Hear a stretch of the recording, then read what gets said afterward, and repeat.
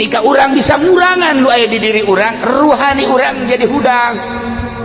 Lantaran ieu urang hirup awak mah gan sakadar dibere dahar, dibere nginum sare, ae kubur selesai.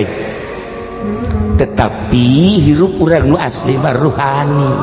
Wa nafakhtu fihi min ruhi cek Gusti Allah.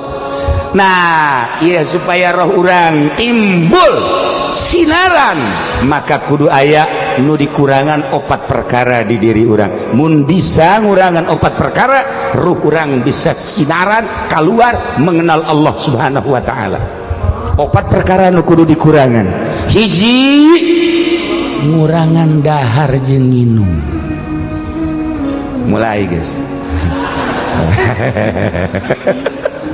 Mulai guys, aduh cira kiai hampura. Hampura teh mata. Eta kan urusan anak kaawak teh mah. Lamun urang teu bisa ngurangan dahar jeung nginum, tetep ruhani urang moal kaluar. Ngurangan dahar jeung nginum, ruh bakal kaluar. Mata kayak puasa. Puasa eta supaya ruhani urang kaluar. Cenah kamari kami jam puasa sabulan roh urang teu kaluar, atuh teh mah pindah dahar doang. Pindah dahar malah leuwih gede bulan puasa dibanding jeung puasa. Nu biasa ngan 2 kali bulan puasa 4 kali dahar.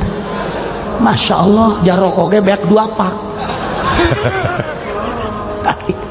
Nomor kahiji ngurangan dahar jeung nginum, ruhani urang bakal kaluar.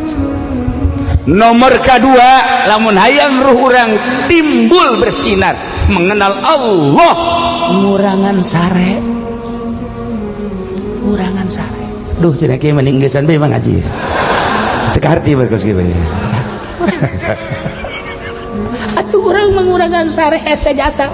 Boro-boro di imah keur ngaji ge hees. Atuh keur ngaji hees kumaha tah mah atuh. Besok tujak tunjuk sia.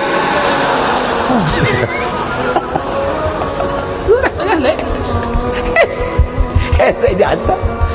Aduh, bulan puasa lain ngurangan hees lain nambah kabeh rata-rata. Masya Allah, datang ka salat duhur jeung salat asar ngarendeng. Nomor kahiji ngurangan dahar jeung nginum, wayahna upayakeun lamun hayang ruh urang mengenal Allah.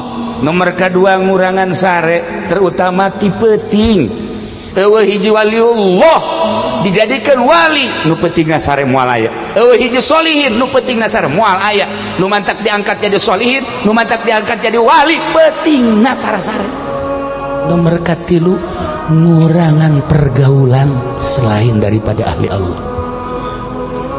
Ngurangan bergaul selain daripada ahli Allah. Lamun jeung ahli Allah, jeung Habib silakan, jeung Habib Lutfi silakan, Habib Ja'far silakan. Sok jeung ahli Allah mangga deuk jeung sahabat luar negeri, dalam negeri hek jeung ahli Allah mah. Sebab nya nama pemikiranna pemikiran ilahi. Pencerahan ilahi. Urang ngalengkah ka mana bae dikenalkeun ka Allah, di usaha kenalkeun ka Allah, di politik dikenalkeun ka Allah, di ekonomi dikenalkeun ka Allah. Jeung ahli Allah mah pasti ngeunah bae. Pasti ngeunah jeung tentrem luar biasa. Nomor katilu kurangan pergaulan selain daripada ahli Allah.